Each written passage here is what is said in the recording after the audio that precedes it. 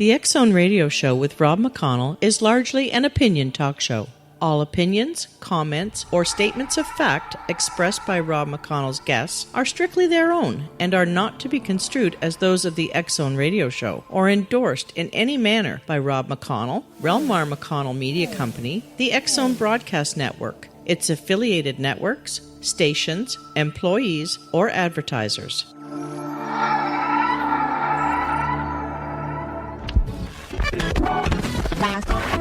All Hit Radio.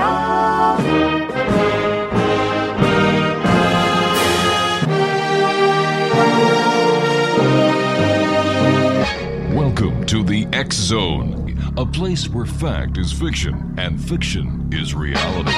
Now, here's your host, Rob McConnell. Welcome to the X Zone, everyone. My name is Rob McConnell. We're coming to you from our studios in Hamilton, Ontario, Canada. Worldwide toll-free, 1-800-610-7035. Email xzone@xzoneradiotv.com. On MSN Messenger, xzoneradiotv@hotmail.com. And our website, www.xzoneradiotv.com. My guest this first hour is Bruce Rosen, and we're going to be talking to Bruce about his book, If You Ever Need Me, I Won't Be Far Away. And just a little bit about Bruce. He's an investment officer at a major financial firm by day, and by night is an award-winning writer. He has been featured in such venues as the San Francisco Chronicle, the Baseball Hall of Fame, and on the BBC with his slice of life pieces titled Diary of a Creative Banker. The father of two sons, he lives in San Francisco, California, and joining me now to talk about If You Ever Need Me, I Won't Be Far Away is Bruce Rosen. And Bruce, welcome to the X Zone, sir. Thank you. Very nice to be here, Rob. Bruce, tell us a little bit about your book and the events that led to you writing it. I think the most momentous event that led to writing the book, If You Ever Need Me, I Won't Be Far Away, was a separation from my wife, a wife that I was very close with, and we continue to be very deep friends and really spiritually connected and soulmates, even though the contract eventually came to an end. And we're still a very close family, and we all get together when the boys are in town. And so that separation led to an existential moment, sort of a dark night of the soul, if you will, where I'm sitting alone in an apartment for the first time, really being alone since being a college student, and recognizing that I want to make the most of this time, not knowing whether we would get back together or or whether we will or we won't, and how long this period would be. And I wanted to make the most of this time, and I wanted to write the book that I knew I would one day write in my life. And so I made use of that time and began the writing of this book shortly after that separation. It took about 3.5 years to write the book. And as I say, I knew I would one day write a book in my life. The shape and form of the book is different than what I might have imagined, but that was an immediate situation that led to the writing of the book. Grief is something that everyone goes through in their life, whether it's like yourself losing somebody that you had been with for so long, whether it's changing a job, whether it's the loss of a parent.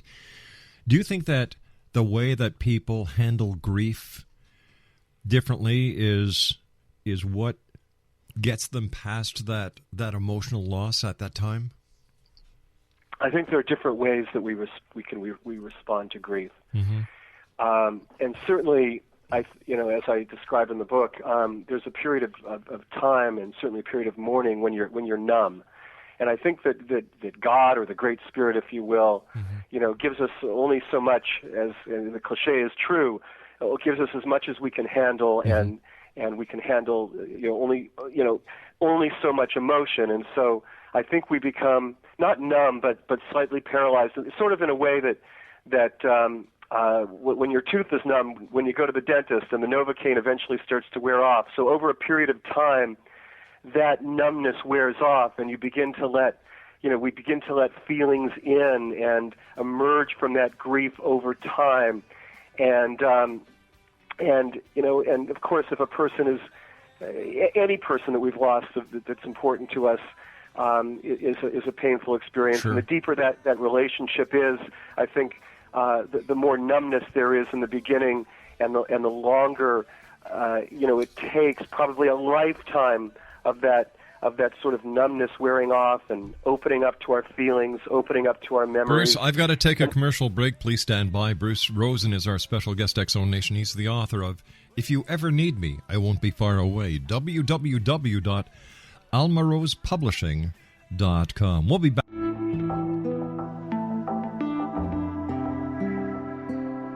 Take a step back in time and discover old Florida cuisine at Marsh Landing Restaurant in Fellsmere. Enjoy delicacies such as frog legs, gator tail, catfish, and swamp cabbage, or enjoy the more traditional cuisine like hand-cut Angus steaks, ribs, and seafood. Join us for breakfast with a southern flair featuring sweet potato pancakes, biscuits, and gravy, and much more. Planning a party? Marsh Landing's private dining room can accommodate groups from 8 to 80 people. While you're visiting, enjoy the historic pictures, artifacts, and stories that line the walls. Marsh Landing is truly a unique experience. Marsh Landing Restaurant, 44 North Broadway in historic Fellsmere, or visit marshlandingrestaurant.com. Marsh Landing, Old Florida cuisine at its best.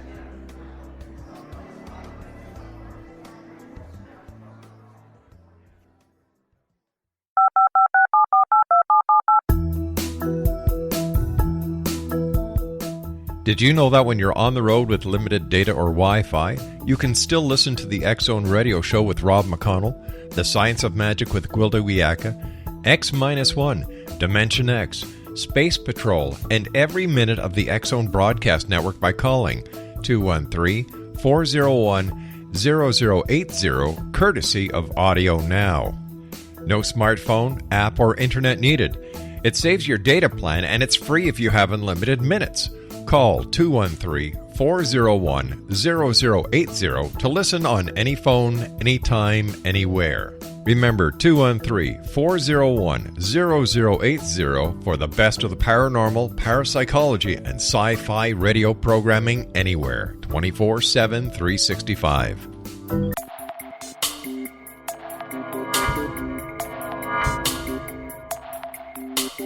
Are you interested in the paranormal, ghosts, UFOs, or psychic phenomenon? Join me, Tim Bartley, co-host of Talking to Spirits with Lightworkers Tim and Justina, coming mid-January 2017 to the XZBN. We will channel spirits live and talk to them, revealing all kinds of amazing information. Spiritual attachments will be found and removed on the show, and so much more. To find out when you can listen to Talking to Spirits with Lightworkers Tim and Justina, visit www.xzbn.net for listeners on both sides of the veil.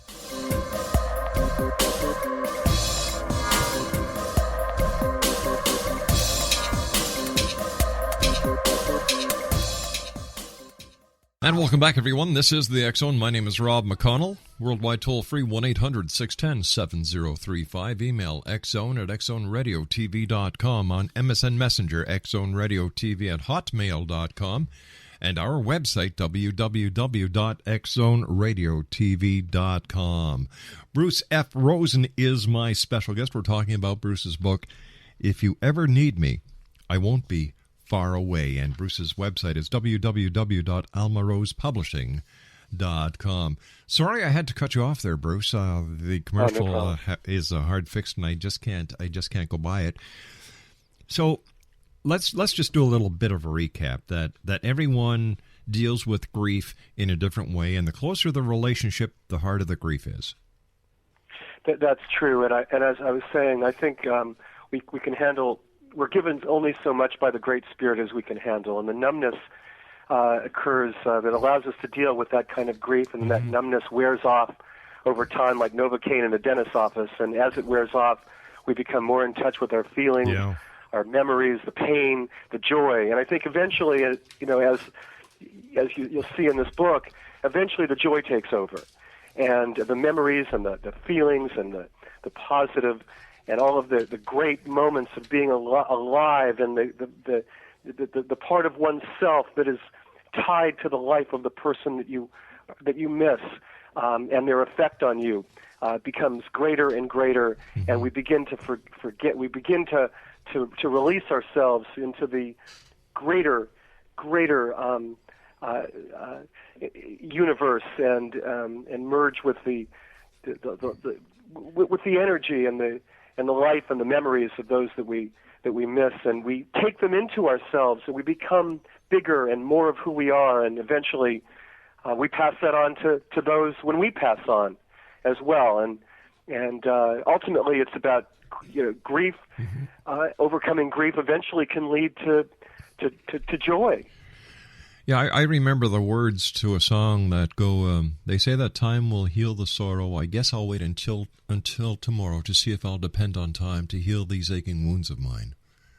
How beautiful. Yeah.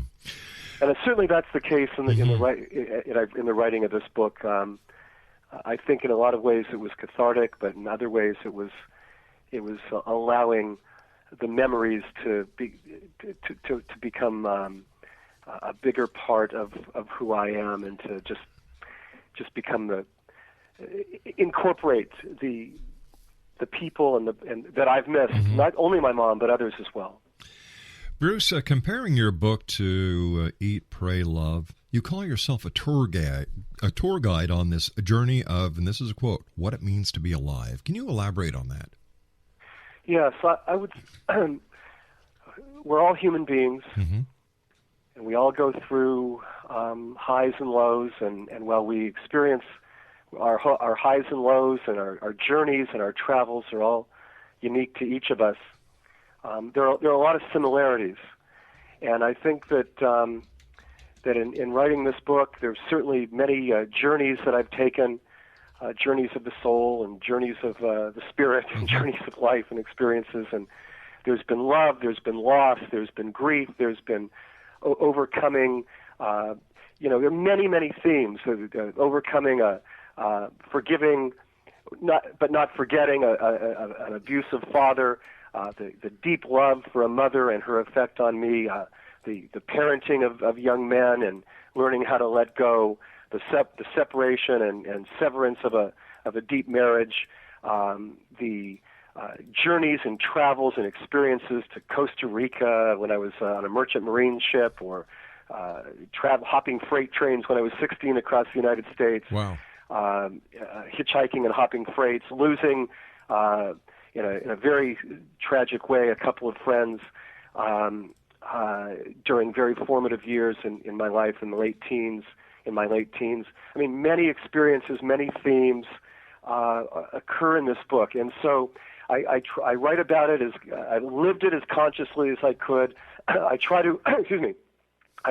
There are many memories that are attached to these that I bring into my life.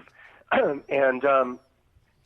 there are the scents, the sounds, the fragrances, the moments, the places, and I think in being as truthful and honest as I can, and trying to see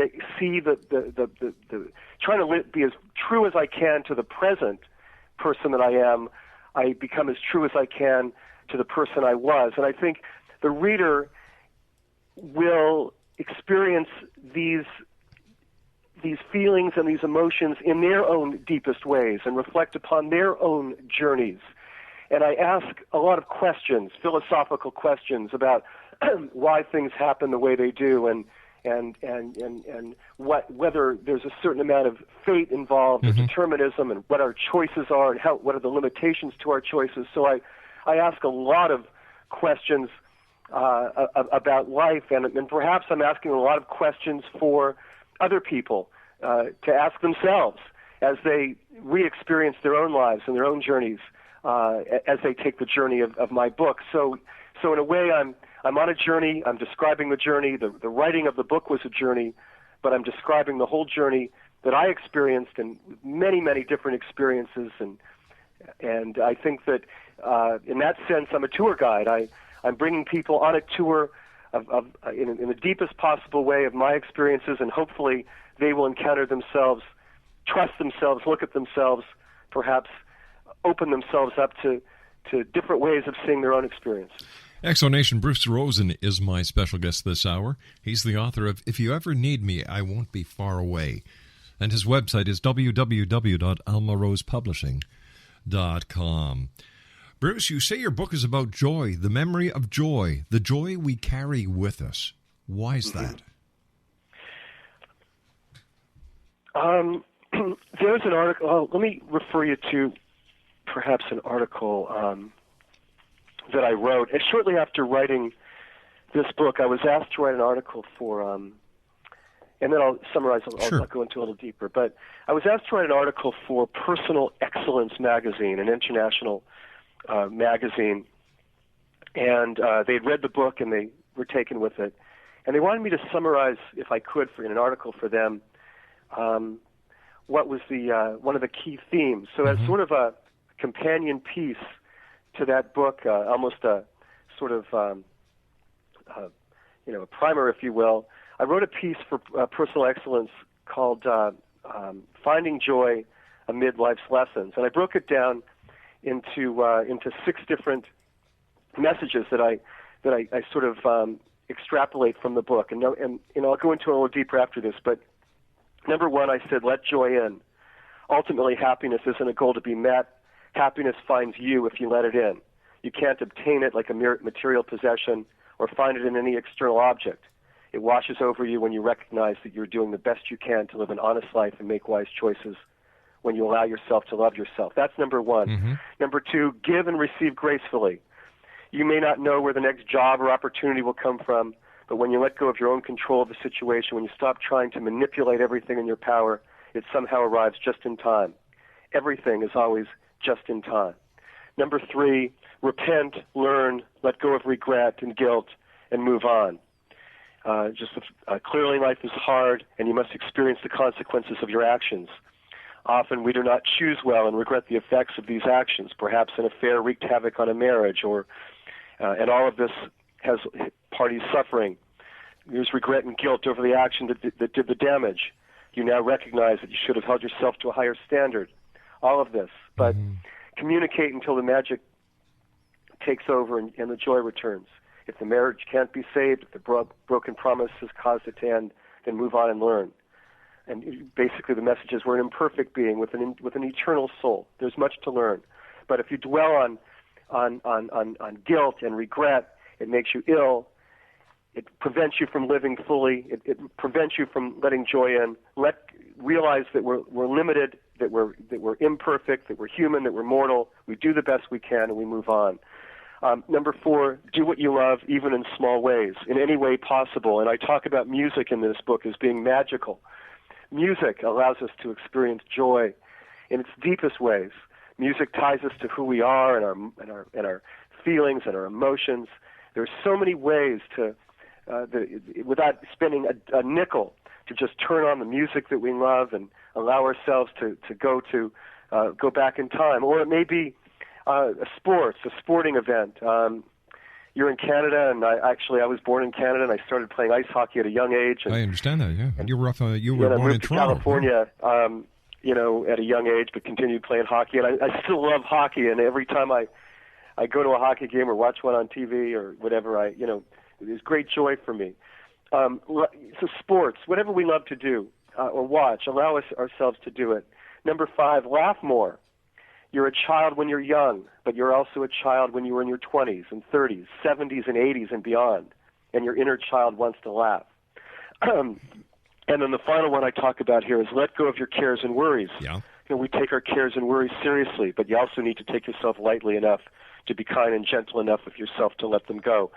So these are some of the themes about finding joy that occur in the book, and ultimately the book is about joy, the joy we can discover, the joy that is our birthright, the joy that is available to us. It's part of being alive in this universe, and we can recover that. We can rediscover it, and these 6 steps certainly will help you. But ultimately, the decision is yours if you want to have a life filled with joy or not. Pardon me? I said ultimately, the decision to have a life full of joy is yours and yours alone. Exactly. And there are many things that that get in the way of it. I mean, there's the stress of the day, there's the obligations, and as our children get older and our parents get older, and we want to take care of our parents if they need help, if we can, we want to help our children, our siblings. We have lots of responsibilities. There's the traffic noise, the incessant emails and text messages that get in the way. But you're right. Ultimately, it's our choice, and we have the ability to overcome our stresses and really experience joy. Bruce, stand by. You and I have to take our news break at the bottom of the hour. Exonation, Bruce F. Rosen is our special guest. He's the author of If You Ever Need Me, I Won't Be Far Away, and his website is www.almarosepublishing.com. We'll be back after the news. Don't go away.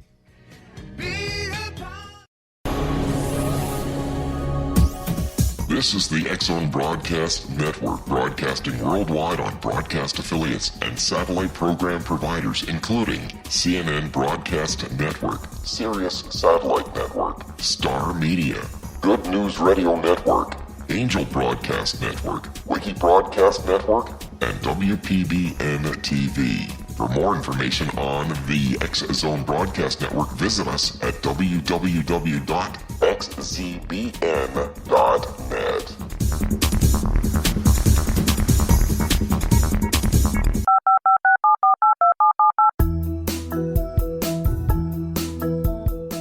Did you know that when you're on the road with limited data or Wi-Fi, you can still listen to the X-Zone Radio Show with Rob McConnell, The Science of Magic with Gwilda Wiyaka, X-1, Dimension X, Space Patrol, and every minute of the X-Zone Broadcast Network by calling 213-401-0080, courtesy of Audio Now.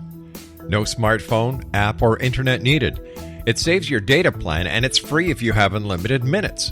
Call 213-401-0080 to listen on any phone, anytime, anywhere. Remember, 213-401-0080 for the best of the paranormal, parapsychology, and sci-fi radio programming anywhere, 24/7, 365.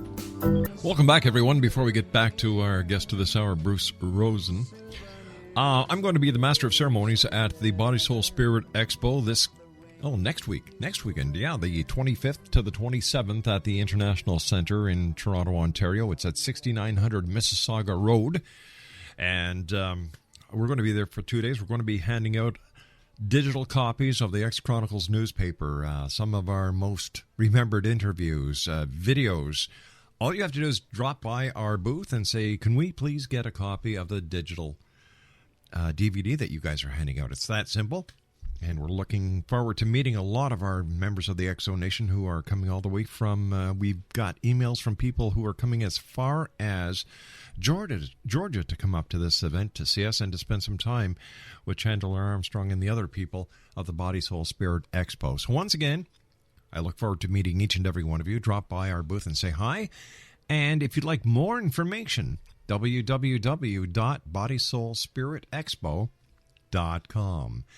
Bruce Rosen is my guest this hour, X-Zone. We're talking about Bruce's book, If You Ever Need Me, I Won't Be Far Away. And the website is www.almarosepublishing.com. Bruce, I understand to help your family, to help support your family, your psychic mother read for celebrities like Marlon Brando and helped rich people and poor people alike. Now, how did her advice help you and others in their lives? Oh, she was amazing, and she helped many, many, many people. She discovered her gift at a very, very young age, and excuse me. Sure.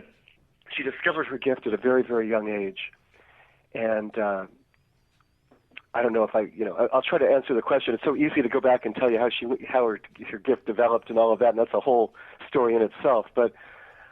Yes, indeed, she was deeply psychic, but not. She read teacups. She read for the very poor and indigent that couldn't afford a reading, and she read for the very rich and famous, including Marlon Brando. And there's a fun little vignette I'll tell you about with Marlon Brando, and then I'll answer the question. Sure. I had come home from college in California, Santa Barbara, California, where was studying philosophy at UC Santa Barbara in my early 20s, and it was winter break, and I drove home, 90 minutes up the coast. Mm-hmm. That was where Santa Barbara was, and I came home, and I immediately went out with some friends. We had some beers and met up with my old friends, and I came home a little bit around 11:30, 12 that night. My mom was on the phone. I hadn't seen her in a month or two, and she was in this deeply involved in this conversation on the phone, and she didn't ignore me. She just waved at me and smiled, but then went immediately back to the conversation, and very, very engrossed. And she was chuckling and laughing, and clearly the conversation was coming to an concluding. But when I wanted to talk to her, she pushed me away with her hand. I can't talk to you now. So maybe 10, 15 minutes later, the conversation ended, and I said, Mom, what's up? I mean, that was obviously an important conversation. Are you certainly having fun on it? And she said, well, I just got off the phone with Marlon Brando. And I said, Marlon Brando, really? And she said, yeah, I've been reading Marlon Brando for some time now. He's been to the house, and I have been out to his place, but mainly our readings are taking place over the phone. He's having, there's a woman that he likes, and he's not having an easy time with it. And he said, and she told me, but he just asked me out on a date. And I said, are you kidding? She said, no, Marlon Brando asked me out on a date. And I said, well, what did you tell her? What are you going to do? And she just laughed it off and said, no. My mom at this point was my father had left and she was divorced. And she said, of course I'm not going to do that. I'm definitely not going to do that. I'm not going to go out with Marlon Brando. I'm going to keep it keep it professional. And that was a little vignette. There were many other big stars and celebrities and cases that she solved and helped solve. But as it relates particularly to me, mm-hmm. An incredible moment occurred when I was in college. I was actually in graduate school. I'd already moved to San Francisco. My mom lived in Southern California in the desert area, so sort of high desert, just north of Los Angeles. And at this point in my life, I really wanted to meet somebody. I was ready to fall in love. It wasn't I felt like it was around the corner, but I was dating people, and I just really wanted to settle down, and I felt the time was right, and I wanted to meet that special person. So we go out in the back patio on a beautiful early summer day, beautiful blue skies. She had a house with a view of the mountains, and it was lovely. And we sit down in the backyard, and she gives me a tea leaf reading. And her normal process of doing that was to drink the tea, put the cup down, twirl it 3 times, and make a wish. And so it's what she would tell me, or everybody, every time there was a reading, twirl it 3 times and make a wish. And I made that wish. She took the cup. She would proceed to hit the cup against her palm, knocking out tea leaves, and whatever leaves would remain would be the images and visions and symbols that she would see. And she said to me, Bruce, I know you don't need to tell me. I see it so clearly. Your wish is to fall in love, and your wish is to be in love and to meet the person. And she said, it's going to happen very soon. She said, and she pointed at the cup. She said, look, there are hearts and there are cupids everywhere. I said, she pointed them out to me in the leaves, mm-hmm. and I saw them. And she says, I'm going to tell you, you're not going to be able to find this person, she said to me. She is going to find you. She said, she'll find you, and you just may as well not try, because it's going to happen. It'll happen sometime soon. I can't give you a date, but it's coming. And just let go, because it's going to find you. I said, okay. And I said, please describe her for me. I said, what does she look like? She said she'll have light complexion and blue or green eyes, and she'll have blondish hair. And her father, she proceeded to tell me, her father would be very quiet and intelligent, but her father would take to you very well, and eventually would really grow to love you. And And she said, the girl is different than you, different kind of mind, very scientific mind. She said that she's every bit as intelligent as you, which was a big compliment to the girl because my mom always thought I was, Right. her brilliant son. So I said, wow, okay. I said, Mom, can you give me a name? Does a name come to you? And she points out in the cup the name, and she shows me clearly. She points out the name Sue, and this is in the book, this story, S-U-E. I said, okay, well, I'm dating a girl named Suzanne, but I don't think I'm in love with her, and she's dark-complected. She says, no, that's not her. You haven't met her yet. Her name is Sue. And I can tell you that, and this is what she looks like, and that's it. I can't dwell on it anymore, and that was and she put the cup down and asked me if I had any other questions. I said maybe a couple other little details, but that was it. So during the course of this, when I had come down to L.A. to see my mom, I had moved to San Francisco with a good friend of mine that was a musician. Excuse me. And we had shared the same telephone. He was a grad student in music. He wanted to develop his music business, so he went ahead and kept the phone line that we'd had for himself and installed a new one for me with a different phone number that I hadn't used yet. So a couple of days later, I go back up to San Francisco. I get home mid-afternoon. I'm hanging out, getting ready to go get something to eat down, on the street. Haight Street, by the way, just above Haight Street in San Francisco. And I'm talking to my friend, and the new phone rings. And this is the first call I'd ever answered on this new phone. And there's a call from this very lovely, sweet-sounding young lady asking for her, if Jamie is there. 1 second. I said, there's no Jamie here. I don't know a Jamie, but this sounds long distance. You've got the wrong number, but I said, this sounds long distance, and you sound very lovely, and you sound quite sweet. And she chuckled and laughed, and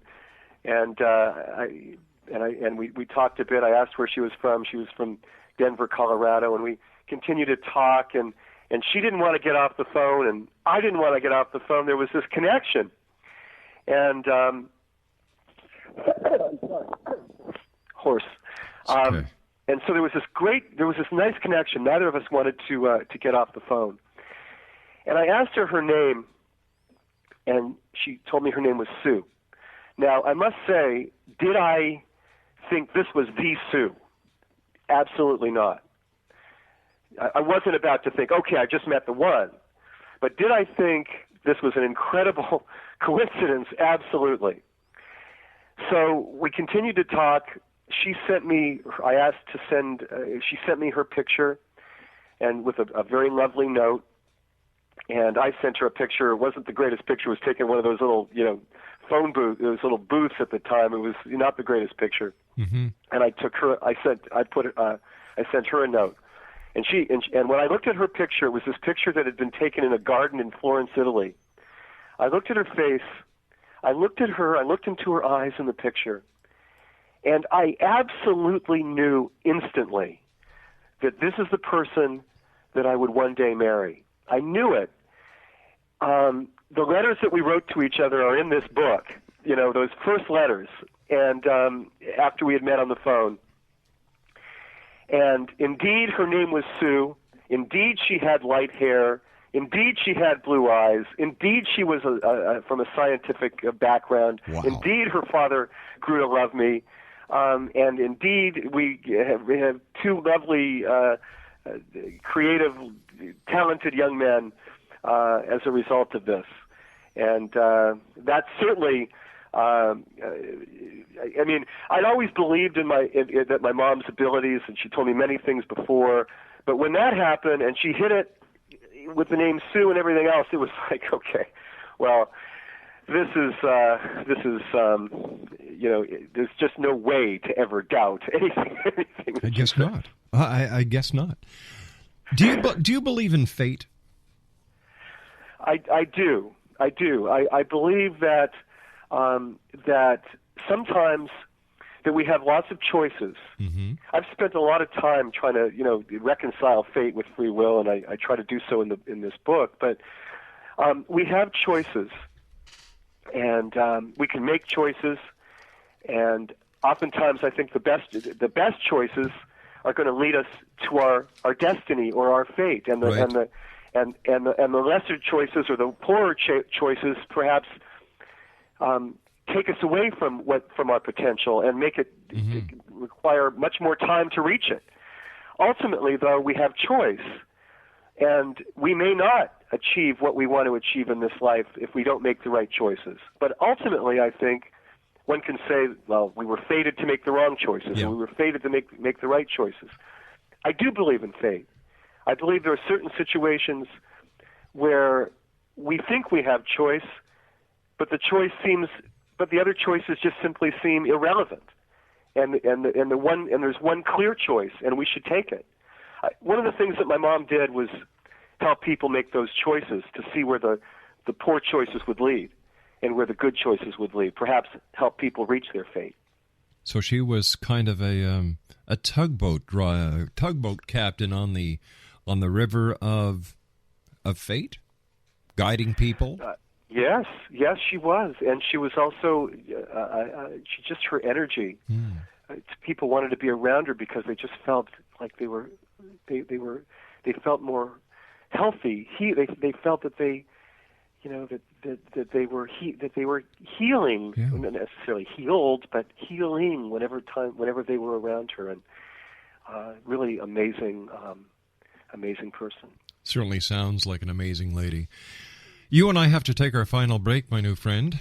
Please stand by, Bruce. Bruce F. Rosen is my guest this hour, Exo Nation. He's the author of If You Ever Need Me, I Won't Be Far Away. His website is www.almarosepublishing.com. That's www.almarosepublishing.com. The X Zone is a place where people dare to believe and dare to be heard. It's a place where fact is fiction and fiction, 9 times out of 10, is reality. My name is Rob McConnell. We're coming to you from the studios of Relmar McConnell Media Company in Hamilton, Ontario, Canada. You might be listening to us on the Talkstar Radio Network, XM Broadcast Network, UK High Definition Radio, Euro High Definition Radio, Star Cable, or any of our affiliates worldwide. I'll be back on the other side of this break with Bruce Rosen as we continue here in the X Zone. Don't go away. This is the X Zone Broadcast Network, broadcasting worldwide on broadcast affiliates and satellite program providers, including CNN Broadcast Network, Sirius Satellite Network, Star Media, Good News Radio Network, Angel Broadcast Network, Wiki Broadcast Network, and WPBN TV. For more information on the X Zone Broadcast Network, visit us at www.xzbn.net.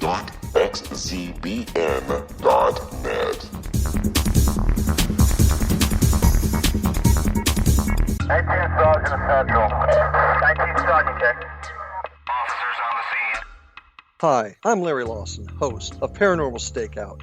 With over 36 years in law enforcement, I have learned a few things. The most important is the proper gathering and preservation of evidence is vital to putting the bad guy behind bars. It's no different in the world of paranormal investigation. Whether it's the search for the afterlife, cryptozoology, UFOs, and extraterrestrials, how we gather the evidence, preserve that evidence, and present it to a jury of our peers will make the ultimate difference in proving the existence of worlds and entities that are beyond our imagination. Join me, Larry Lawson, every week on Paranormal Stakeout when, along with my guests, we'll take a journey to prove with indisputable evidence what man has struggled to believe for centuries. Go to xzbn.net for the broadcast schedule and check me out at paranormalstakeout.com.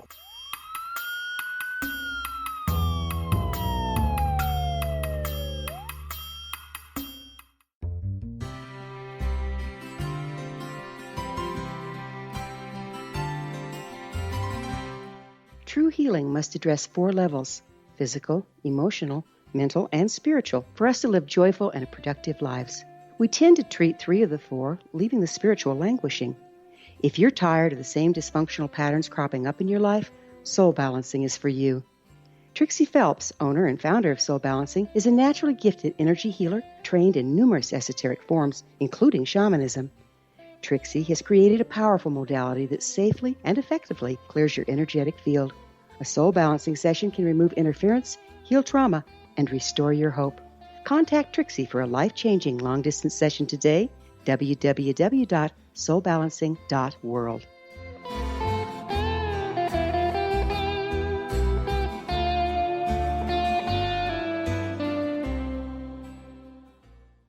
One 800-610-7035. Bruce Rosen is my guest this hour. He's the author of If You Ever Need Me, I Won't Be Far Away.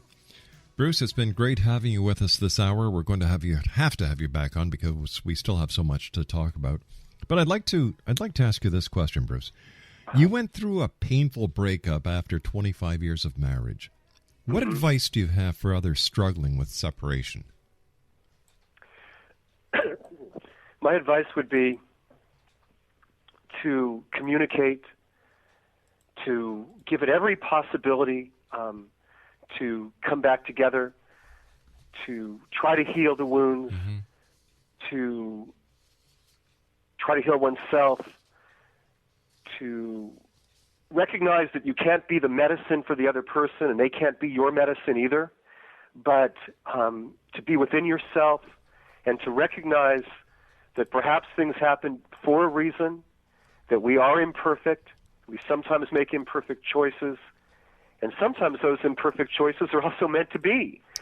And that we must do all we can to give it everything we've got, but to recognize when we have done that, and that it just can't seem to come back in the same way or in the same place or in the same shape or in the same form, and that we're no longer standing in the same places that we were previously, and to be able to, as I say in that piece on joy, let go of regret and move on, and recognize that there's a lot more in store. But also to recognize that we shouldn't do that and move on until we've given it all we can. But recognize when we have given it all we can. Bruce, we've got about 40 seconds left. What message would you like to leave with the X-Zone Nation tonight? I would say that joy is our birthright as human beings on this planet. It's there for us. And despite all of the obstacles out there, don't let the obstacles become what life's about. Learn that we can overcome those obstacles and find joy within ourselves, joy in learn to laugh, learn to do the things we love to do. And don't be afraid to if you're a guy, don't feel that you have to be so strong that you can't let other people into your life, other friends, share your feelings. I wish we had more time, but there's a moment in the book where I'm swimming across. I almost drowned. I'm swimming to an island in the middle of the Colorado River, and I reach out. My friend had already made it to the island that we were all trying to swim to, and I said, please, I can't make it. I can't make it. Had I tried to press on and make it, I might not have made it. And this friend and my brother swam at their fastest and came out and helped me make it to the shore. And so I think that's a metaphor. Bruce, I hate to do this, but we have to say so long for now. We'll have you back on in the very near future. Take care of yourself, Bruce. Exonation Bruce Rosen has been my guest. www.almarosepublishing.com. We'll be back after the news at 6.5 minutes past the hour. Don't go away.